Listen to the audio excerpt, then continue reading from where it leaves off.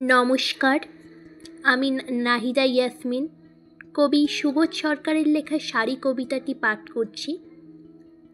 বিয়েতে ৫১টা শাড়ি পেয়েছিল মেয়েটা, অষ্টমঙ্গলায় ফিরে এসে আরও ৬টা।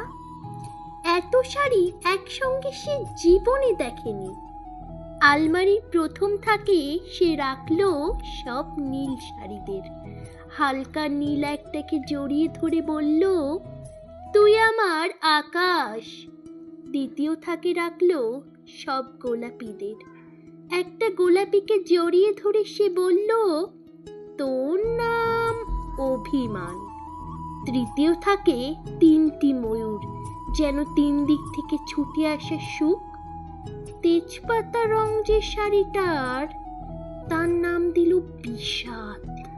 সারা বছর সে শুধু শাড়িই উপহার পেল। এত শাড়ি সে কি করে এক জীবনে পরবে? কিন্তু বছর যেতে না যেতেই ঘটে গেল সেই ঘটনাটা। সন্ধ্যের মুখে মেয়েটি বেরিয়েছিল স্বামীর সঙ্গে চাইনিজ খেতে। কাপড়ে মুখ বাঁধা ৩টি ছেলে এসে দাঁড়ালো। স্বামীর তলপেটে ঢুকে গেল ১২ ইঞ্চি। উপর থেকে নিচে নিচে নেমে যান ডান দিকে, যাকে বলে এল। পড়ে রইল খাবার।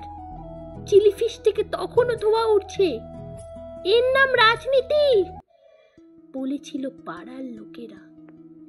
বিয়েতে ৫১টা শাড়ি পেয়েছিল মেয়েটা, অষ্টমঙ্গলায় ফিরে এসে আরও ৬টা।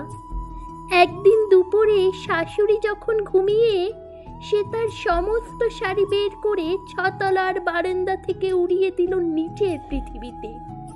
শাশুড়ি পরিয়ে দিয়েছে তাকে সাদা থান। ১৯ বছরের একটা মেয়ে, সে একা। কিন্তু সেই থানও এক ঝটকায় খুলে নিল ৩ জনে। পাড়ার মোড়ে একটি সদ্য নগ্ন বিধবা মেয়ে দৌড়চ্ছে আর চিৎকার করছে, বাঁচাও বাঁচাও বাঁচাও। পেছনে ৩ জন। সে কি উল্লাস! নির্বাক পাড়ার লোকেরা। বিয়েতে ৫১টা শাড়ি পেয়েছিল মেয়েটা, অষ্টমঙ্গলায় ফিরে এসে আরও ৬টা। নমস্কার।